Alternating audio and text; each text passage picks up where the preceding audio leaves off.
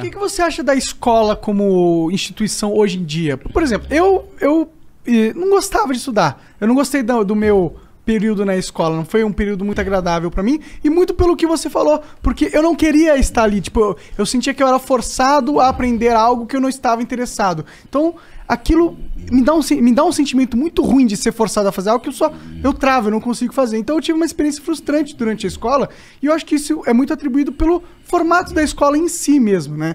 A gente tá meio ultrapassado. Como que você enxerga isso? Você enxerga algum jeito da gente melhorar? Tem muitos, né? Aí eu acho que são vários os problemas, né? Eu penso que, em primeiro lugar, de fato, a educação ela não pode trabalhar só com aquilo que previamente interessa ao aluno. Por quê? Porque o aluno tem que, de certa forma, descobrir interesses no processo. Interesses que ele não poderia ter, porque ele não tinha condição. Mas a escola mostra, olha, isso aqui que você ainda não sabe que é legal, veja como é legal. Então, nesse sentido, há um processo de descoberta que a escola tem que patrocinar. Ponto número 2.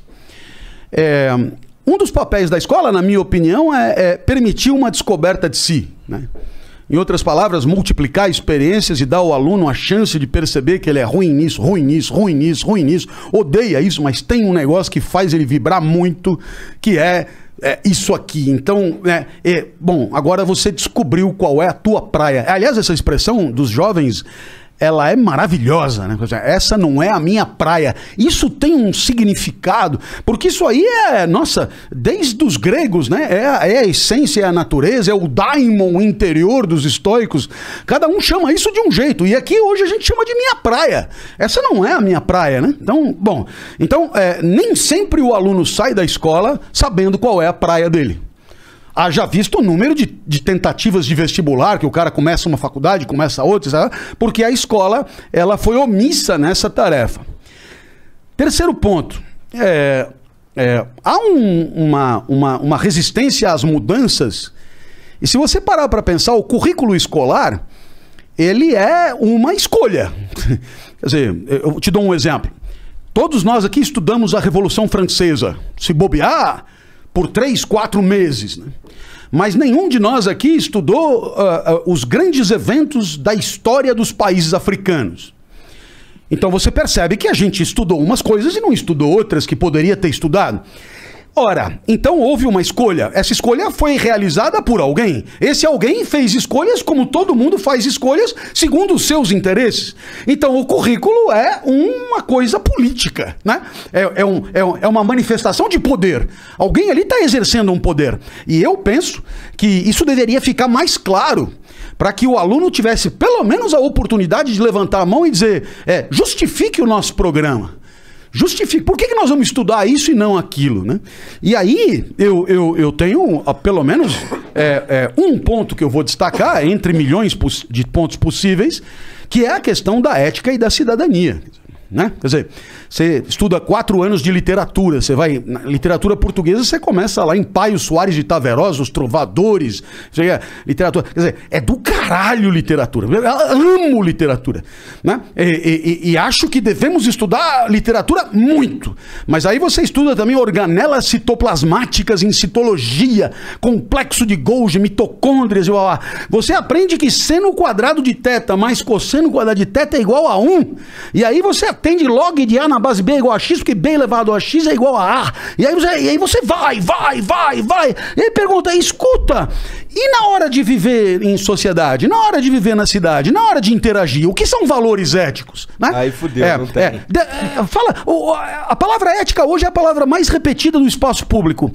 Me conta assim, da onde essa palavra veio, o que ela significava antes, o que ela significa agora, qual é a diferença entre ética e moral? A moral desapareceu, ela não existe mais, o que foi que aconteceu? Por que as pessoas falam que falta tanta ética na nossa sociedade? Será que nós não temos mesmo valores? Ou será que os valores que a gente tem não são os valores que a gente deveria ter? Né? Será que a ética pressupõe uma escolha entre um valor e outro? Será que existe alguma complexidade? Será que a ética é uma tabela pronta ou a gente discute o que deve respeitar? Aí o aluno vai olhando e falando, velho, eu passei 12, 13 anos na escola, eu não sei te responder nenhuma dessas perguntas. Bom, então aí eu devo entender o seguinte, que sobre as organelas citoplasmáticas, a gente ficou um semestre. Agora, sobre a convivência na sociedade, fica no improviso, né? Entende? No improviso, quer dizer, se o professor X tomou a iniciativa de tratar do assunto, foi por conta dele. Mas não há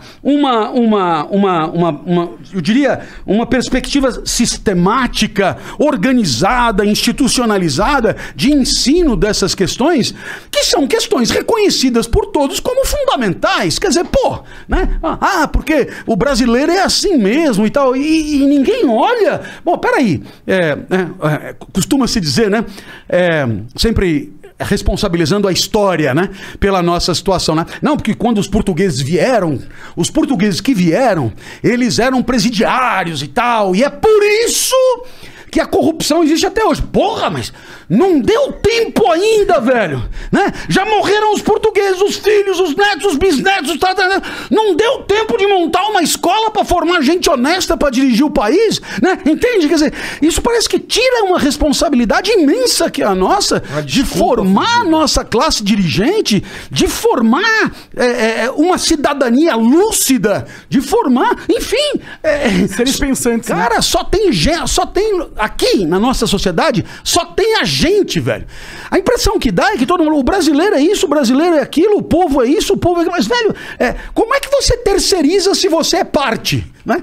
Então, eu penso que há aí um monte de coisas que a escola poderia discutir e proporcionar, que são alternativas, que são necessárias, que são importantes, mas que, por conta, muitas vezes, de um apreço pela repetição, né, que é tranquilizadora, a gente acaba deixando as inovações tão alardeadas para o ano seguinte, né? Eu acho que tem uma falta de vontade política nesse sentido aí, de formar cidadãos que consigam pensar, né? É aquela velha história, né? Você vai fazer um cara que pensa e você não pode roubar ele, né?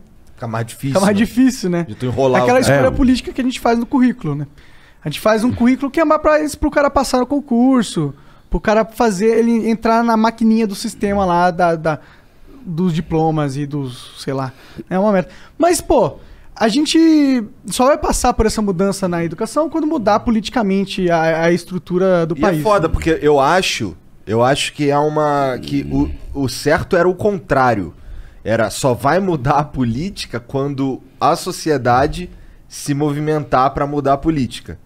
Porque assim, pra esperar pra partir desses caras... fudeu. Como você percebeu, é meio que dialético. Quer dizer, vamos pensar junto.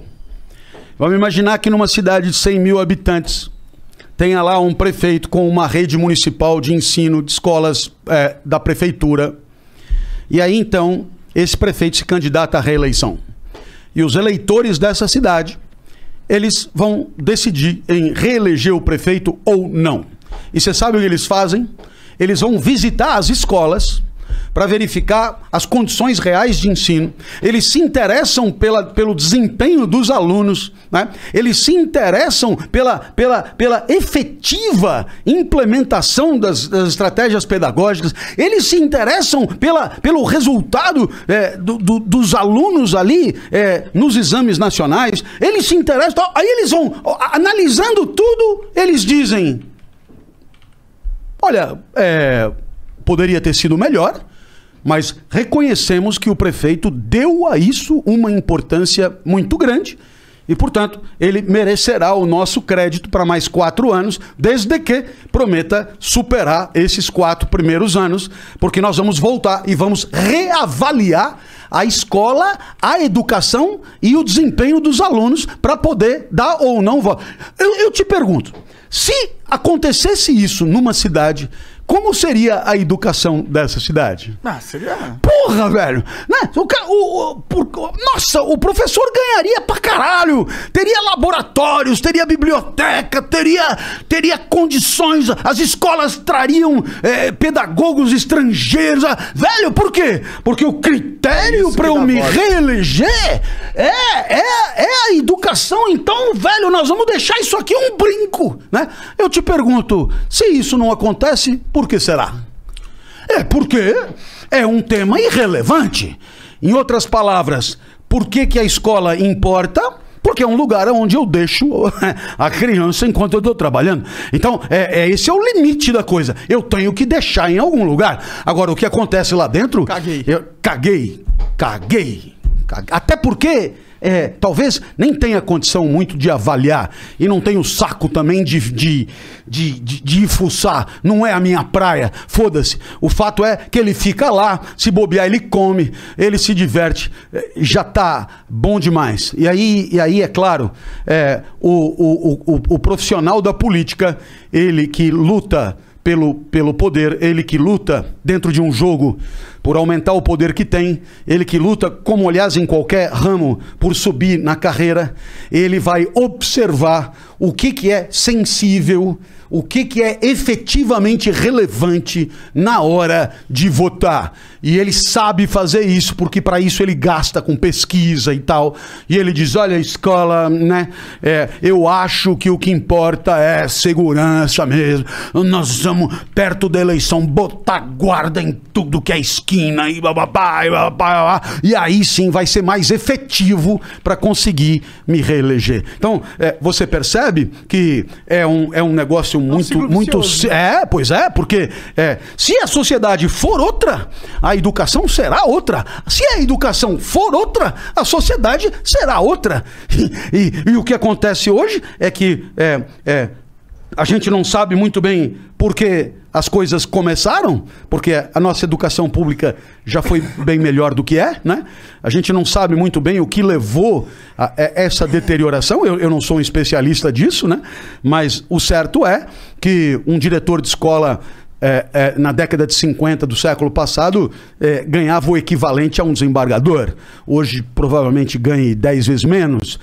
Então a sociedade foi aceitando uma diminuição de qualidade do corpo docente, das condições materiais de estudo e assim por diante. E aí, é claro, os políticos souberam interpretar isso de forma a direcionar seus esforços, as verbas públicas, né, as políticas públicas para outros setores que não são a educação. É um pouco como eu entendo isso.